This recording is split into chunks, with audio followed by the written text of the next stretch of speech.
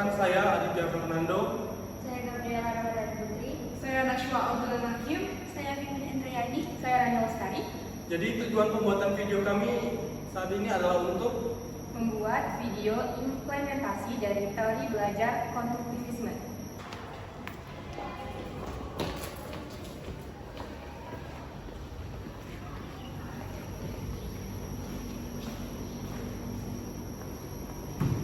Assalamualaikum anak-anak. Waalaikumsalam, Ibu. Bagaimana kabarnya hari ini? Baik, Ini sudah hadir semua apa belum? Hadir sudah. Oke, baiklah. Oke, kita langsung saja masuk ke materi. Anak-anak semua sudah pernah mendengar apa itu PBB atau sudah melihat dari surat PBB? Oke, Adik. jadi PPP-nya adalah pajak bumi dan bangunan. Jadi kebetulan kemarin itu saya dengan ayah saya membayar PPP ini di kantor pos. Oke, benar sekali. PBB adalah atau pajak bumi dan bangunan adalah pajak yang dikenakan oleh pemerintahan kepada pemilik tanah atau bangunan berdasarkan nilai objek pajak yang dimiliki atau dikuasai. PBB berlaku untuk seluruh tanah dan bangunan yang berada di wilayah Republik Indonesia, baik yang digunakan pribadi maupun oleh badan hukum, perusahaan, organisasi, dan lain-lain. Misal, anak-anak semua mempunyai sebidang tanah. Kenapa sih pemerintah itu harus meminta kita untuk membayar dari pajak tersebut? Apakah ada yang bisa menjawab?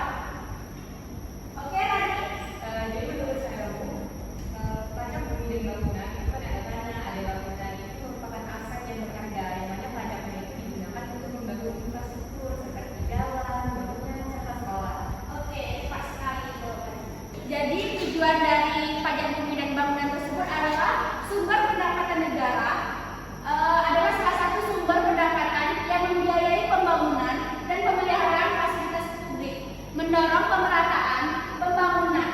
PBB digunakan untuk mendanai pembangunan yang merata di seluruh wilayah, baik di perkotaan maupun di pedesaan. Setelah dijelaskan tentang materi tujuan dari PBB, misal masyarakat menolak untuk membayar dari PBB tersebut, apa sih yang terjadi? Boleh nggak?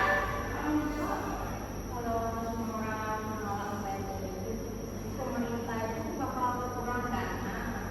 Nah, jadi pembangunan dan fasilitas itu bakal terhambat. Oke, terima kasih.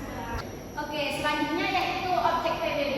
Objek PBB adalah tanah atau bangunan yang dikenakan pajak oleh pemerintah. PBB dikenakan pada seperti tanah, bisa berupa tanah kosong, kebun, atau lahan yang digunakan. Izin Bu, sebelum Ibu masuk ke materi selanjutnya, ini mau nanya dulu. Kalau di Lampung itu ada tanah kosong. Nah, tanah kosong itu dikenain PBB juga nggak, Bu? Soalnya belum ada bangunannya. Oke, terima kasih Rena atas pertanyaannya. Jadi tanah yang masih berupa tanah kosong, kebun, atau lahan yang digunakan untuk pertanian dan industri itu masih dibayar. Bangunan juga bisa masih dikenakan pembayaran. Objek PBB harus tercatat dan dinilai dengan jelas oleh pemerintah melalui NJOP atau nilai jual objek pajak yang digunakan sebagai dasar perhitungan pajak. Nah, selanjutnya itu ada subjek pajak. Subjek pajak adalah warga negara atau badan hukum yang memiliki hak atas tanah bangunan yang dikenakan pajak. Subjek pajak itu dibagi menjadi dua, ada subjek pribadi, ada subjek badan hukum. Subjek pribadi itu individu atau perorangan yang memiliki tanah atau bangunan baik untuk tujuan pribadi maupun bisnis. Yang kedua itu ada subjek badan hukum, seperti organisasi, perusahaan, atau badan hukum lainnya yang memiliki atau menguasai tanah dan bangunan untuk kepentingan operasionalnya. Boleh, Rani?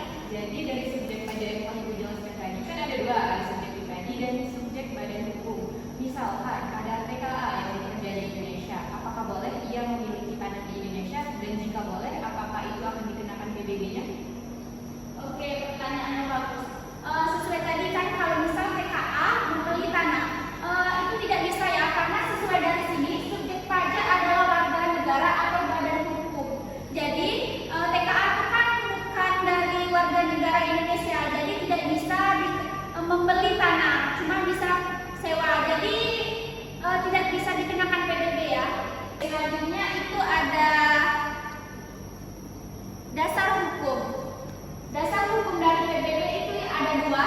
Satu yaitu Peraturan Pemerintah Nomor 24 Tahun 1997 tentang pendaftaran tanah. Peraturan ini menjelaskan tentang mekanisme pendaftaran tanah sebagai dasar perhitungan dan pencatatan objek pajak. Yang kedua yaitu ada Peraturan Daerah atau Perda. Setiap daerah dapat menetapkan peraturan daerah terkait tarif dan ketentuan PBB yang berlaku di daerah masing-masing. Baiklah, dari materi yang Ibu sudah jelaskan, ada yang bisa membuat kesimpulan dari materi tersebut? Saya Bu. Oke, Adit. Jadi di sini saya akan sedikit menyimpulkan bahwasanya PBB ini adalah pajak bumi dan bangunan, yang dimana pajak ini dikenakan atas kepemilikan tanah atau bangunan, dan pajak ini bertujuan untuk mendukung pemerintah dan negara. Jadi jika pribadi ataupun suatu perusahaan tidak membayar PBB ini akan menghambat suatu dana dari sebuah pembangunan di daerah tersebut.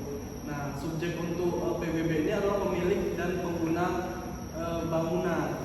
Terus untuk dasar hukum dari PBB ini ada dua. Yang pertama ini ada UU nomor 12 tahun 1994 dan juga Undang-Undang nomor 28 tahun 2009. Mungkin itu saja kesimpulan dari saya. Oke, kita cukupkan materi pada hari ini. Terima kasih anak-anak. Terima kasih Bu. Terima kasih, Bu. Sekian video pembelajaran dari kami akhiri. Wassalamualaikum warahmatullahi wabarakatuh.